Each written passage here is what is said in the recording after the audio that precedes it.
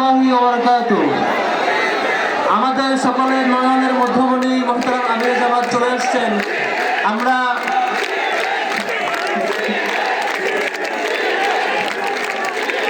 আমির জামাতের উপস্থিতিতে আর কথা বাড়াবো না, কয়েকটা মৌলিক বিষয় স্মরণ করিয়ে দিতে চাই আপনাদেরকে। সম্মানিত বন্ধুগণ, আপনারা ফ্যামিলি কার্ডের গল্প শুনছেন না? ফ্যামিলি কার্ড আমাদের পরিবারকে তারা সমস্যা হিসেবে চিহ্নিত করেছেন। আমরা আমাদের পরিবারগুলোকে সমস্যা হিসেবে চিহ্নিত করতে চাই না। সাধারণত এদেশের প্রত্যেক নাগরিক জানে এক এক পরিবারের এক এক ধরনের সংকট। এই সংকট কখনো একটা কার্ড দিয়ে সমাধান হওয়ার কথা না। আমাদেরকে উল্টাপাল্টা বুঝিয়ে তারা ভোট বাগিয়ে নিতে চায়। এই জিনিস তারা ডাকসু থেকে জকসু পর্যন্ত কোথাও পায় নাই। এই ফ্যামিলি কার্ডের ভুয়া গল্পে আমরা প্রতারিত হব না ইনশাআল্লাহ। সম্মানিত বন্ধুগণ, বিএনপি গত কিছুদিন ধরে আওয়ামী লীগের মতো গুজব দলে পরিণত হয়েছে, যেটা জুলাইয়ের সময় 5 আগস্ট পর্যন্ত প্রতিদিন রাতে তারা গুজব ছড়াতো।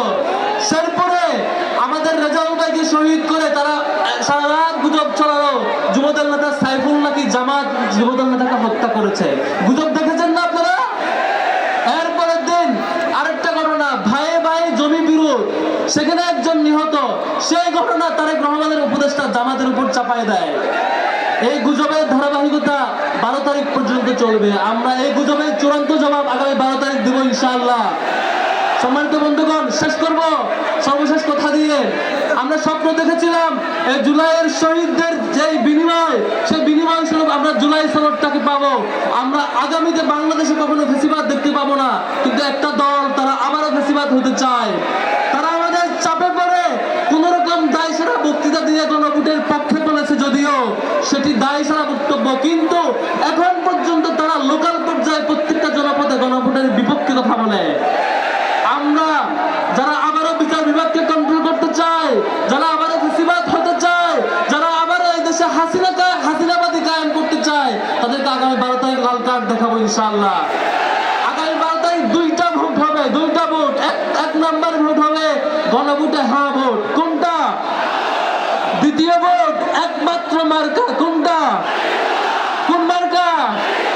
আগামীতে যে মার্কা জিতবে সেটি হচ্ছে আমাদের আমির জামাতের মার্কা, ইনসাফের মার্কা, এই জনপদের মার্কা, দাঁড়িপাল্লা ইনশাআল্লাহ। সম্মানিত বন্ধুগণ, যেই চাঁদাবাজের খপ্পরে এই দেশ পড়েছে, যে চাঁদাবাজ লুটতরাজ এবং লুণ্ঠনের ভয়ে গত একটা বছর প্রত্যেকটা জনপদে আমাদেরকে পার করতে হয়েছে, তার চূড়ান্ত জবাব আমরা আগামী 12 তারিখ দেব ইনশাআল্লাহ। আমরা সর্বশেষ দেখেছি জকসুতে, ডাকসু পার হয়ে জকসুতে এসে আমরা সেই জবাব পেয়েছি না? সেই ভয়ে তারা নির্বাচন কমিশন ঘেরাও করেছে এবং শাহজালাল প্রযুক্তি বিশ্ববিদ্যালয়ের নির্বাচন স্থগিত করেছিল। আপনারা দেখেছেন? আমরা এর জবাব আগামী 12 তারিখ দেব ইনশাআল্লাহ। আবারও আহ্বান করছি, গণভোটে হ্যাঁ ভোট আর জাতীয় নির্বাচনে দাঁড়িপাল্লা, এই দুটি ভোট আপনার কাছে প্রত্যাশা করছি। আগামী 12 তারিখ ইনশাআল্লাহ গত 1-1.5 বছর ধরে যত লুণ্ঠন, চাঁদাবাজ, খুন, অন্তর্জল যা কিছু আমরা দেখেছি, তার চূড়ান্ত জবাব আমরা দিব এবং দাঁড়িপাল্লাকে বিজয় করবো ইনশাআল্লাহ। ওয়া মা তাওফিক ইল্লা বিল্লাহ। আসসালামু আলাইকুম ওয়া রাহমাতুল্লাহ।